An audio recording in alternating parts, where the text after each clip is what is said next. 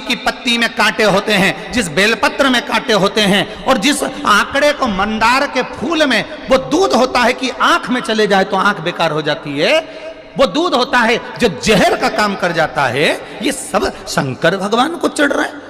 समी जिसमें कांटे हैं, बेलपत्र जिसमें कांटे हैं, मंदार का फूल जिसमें जहर भरा पड़ा है, धतूरा जिसमें जहर भरा पड़ा हुआ है, ये शिव को क्यों समर्पित है? ये शंकर को क्यों चाहिए? ये शंकर के पास क्यों जा रहे हैं?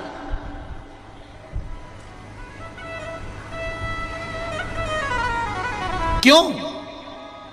उसका एक कारण है, सत्य बोलने वाला हमेशा बुरा होता है, हमेशा बुरा होता है।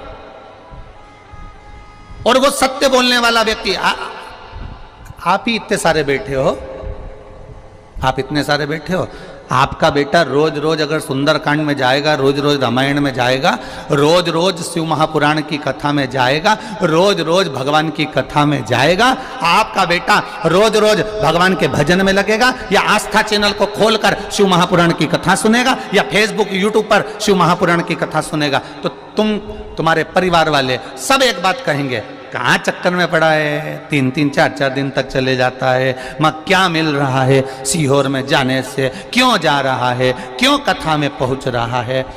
अब भजन में जाने वाले को दुनिया के लोग ताना देकर रोकने का प्रयास करते हैं, पर आज तक हमें ऐसा व्यक्ति नहीं मिला कि तुम्हारा बेटा कहीं शॉपिंग मॉल में जा रहा हो, किटी पार्टी में जा रहा हो, दोस्तों के साथ एंजॉय करने जा रहा हो, और किसी माँ बाप ने कह दिया हो क्यों जा रहा है मॉल में, क्यों जा रहा है पार्टी में, क्यों जा रहा है वहां। अगर रोकते हैं तो धर्म की जगह पर रोका जाता है, रोकते हैं तो सत्कर्म की जगह पर रोका जाता है, रोकते हैं तो कहीं भगवत भजन में जाने से रोका जाता है, पर गलत जगह पर जाने से हमारे बच्चों को हम नहीं रोकते। और होता क्या है, उल्टा क्रम हो जाता है। जो बच्चा कभी सत्संग में जुड़ा नहीं, जिसने कभी जिंदगी में गीता पढ़ी नहीं, फिर वही बेटा एक दिन अदालत में खड़ा होकर गीता की सौगंध खाता है।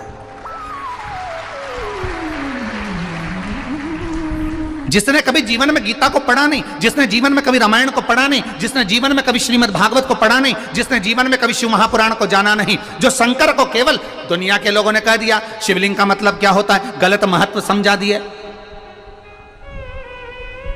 कि शिवलिंग की पूजन मत करो, लोगों ने कह दिया शिवलिंग पर जल मत चढ़ाओ, कई लोगों ने कह दिया था शिवलिंग पे चढ़ा हुआ जल मत पियो, कोई ने कह दिया शंकर पे चढ़ा हुआ प्रसाद मत खाओ। अरे कौन सी पुराण कह रही है, किस पुराण में लिखा है कि शंकर भगवान को समर्पित पदार्थ को नहीं खाया जा सकता?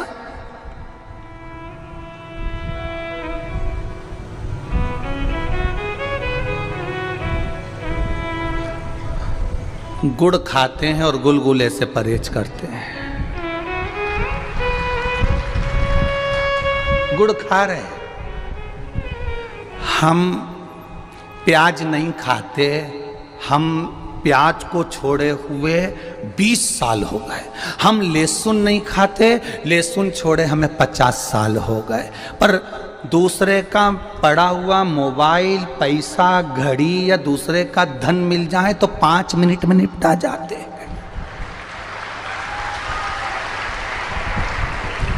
गुड़ खाएं और गुलगुले से परहेज कर रहे हो, प्याज नहीं खाते और 5,000 रुपए किसी को दे दी और उसका थोड़ा सा ब्याज लेकर खा गए।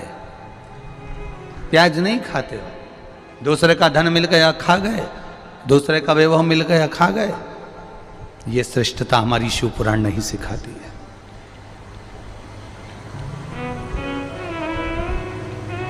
ये श्रेष्ठता हमारी शिव पुराण नहीं कहती। शिव पुराण कहती है कि अपने बच्चों को भगवत भजन तक भेजने का प्रयास करना। जिस माता पिता के बच्चे एक लोटा जल चढ़ाने के लिए शंकर के मंदिर का दरवाजा पकड़े हैं, उस घर के बच्चे कभी अपने माँ बाप को वृद्धाश्रम का दरवाजा नहीं दिखाते हैं। उस घर के बच्चे कभी अपने माता पिता को वृद्धाश्रम का दरवाजा नहीं दिखाएंगे। जो संस्कारों से पोषित हो गया, जो संस्कारों के प्रबल बल पर आ गया, वो कभी जिंदगी में अपने माता पिता को वृद्धाश्रम का दरवाजा नहीं दिखाएगा। और तुम अंदाजा लगा कर देख लेना, यहां पर बैठे हुए ये जो 14-14, 15-15, 16-16 जजमान बैठे हैं, ये कोई कम नहीं है। किसी का हीरे का काम है तो किसी का सोने का काम है, तो किसी की चांदी के पायल बनाने की, तो किसी के चांदी के बर्तन बनाने की फैक्ट्रियां तक डली हुई हैं। ऐसे जजमान हमारे बीच में बैठे हैं। और केवल यजमान नहीं, इस पूरे 5 पंडाल 6 पंडाल में और पूरे 2 यहाँ घूम कर देखना, जितने लोग यहाँ बैठे हुए हैं इनको जरा विचार तो करो, जरा विचार करिएगा, इनसे बात करिएगा तो इनका व्यवहार में आपको मालूम पड़ेगा। किसी की 5 दुकानें, किसी की 7 दुकानें, किसी की इतनी प्रॉपर्टी है, कोई फैक्ट्रियों का मालिक है, कोई कुछ है, फिर भी वो शंकर के चरणों में केवल दरी डालकर और एक कम्बल ओढ़कर पड़ा है और श्री शिवाय नमस्तुभ्यम भज रहा है, श्री शिवाय नमस्तुभ्यम भज रहा है। और हमें जरा सा बल मिल गया, हमें जरा सी सत्ता मिल गई, हमें जरा सा वैभव मिल गया, हमें जरा सा लोगों ने चाहना प्रारंभ कर दिया, हमें जरा सा लोगों ने कहना प्रारंभ कर दिया, वाह भैया वाह भैया वाह भैया कर कर।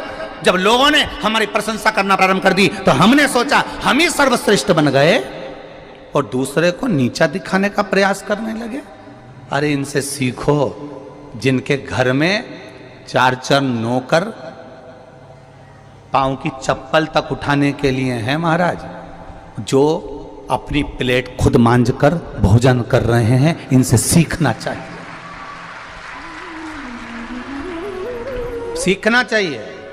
ये जितने जजमान आए रोज प्रतिदिन समीर जी से, आशीष जी से, आकाश जी से रोज कहते हैं कुछ भी करो आकाश भैया, कुछ भी करो आशीष भैया, एक कथा गुरु जी की हमको दिलाओ, एक कथा हमको दिलाओ। समीर भैया, आकाश भैया रोज कहते हैं देखो फेलारा कितना बड़ा है, कथा तो करवा लोगे, फेलारा बहुत है। तो उन्होंने कहा जब यहाँ पर भी महादेव संभाल रहा है तो वहां पर भी महादेव संभालेगा, अंतर केवल इतना।